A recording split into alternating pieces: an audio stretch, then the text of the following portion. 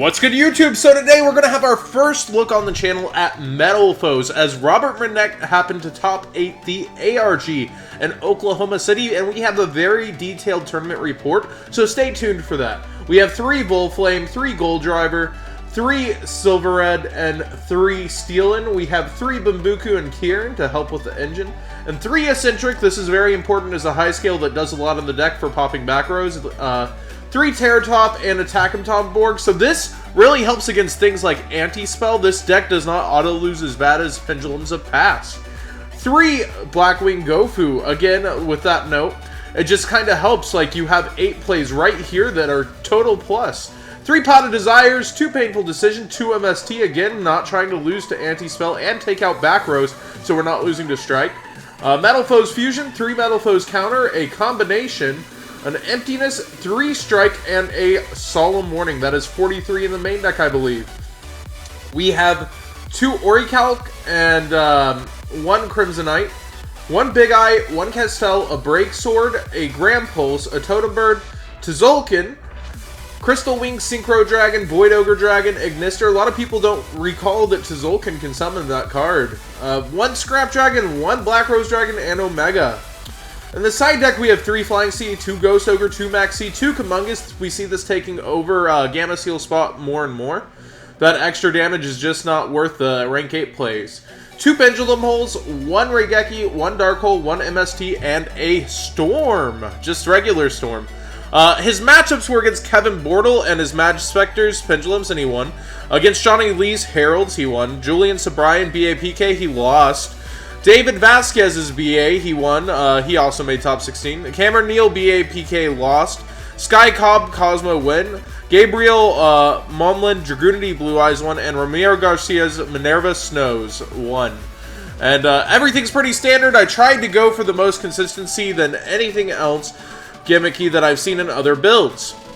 The addition of the Speedroid engine helped push through back row all day long, baiting out strikes and fog blades while also being able to pop my own Metalfoes combination via Break Sword or Grand Pulse to get any missing scales. Huge shoutouts to Billy for bouncing ideas with him, and last minute switching to Flying Sea over Cherries and decided to give me the option to do over 4k in damage if I can put the double piercer on board, which usually leads to game after you drop it with minimal effort. Also, Sky Dragon acting as extra outs to anti-spell fragrance was good. Plus, a lot of people don't play him, but I think with BA being so popular, he's a must in the extra. Most games, honestly, were pretty one-sided. A big misplay on my behalf caused me to give a game to Cameron and Swiss, but I'm glad he wound up winning. Only real notable rounds was my round 2 against Johnny Lee, where the game 3 went into time, and he was in favor of winning after dropping 2 Heralds, and then him crashing 1 into my monster, and I used Strike on the first to make his Christie alive, and next turn Soul Charging back, but a play on making him think it was the last turn of time, that a monster I searched off combination was the monster I had set before and passed to lead him running it and stealing instead of Gold Driver that I had searched for. Then my round 8 versus Ramiro.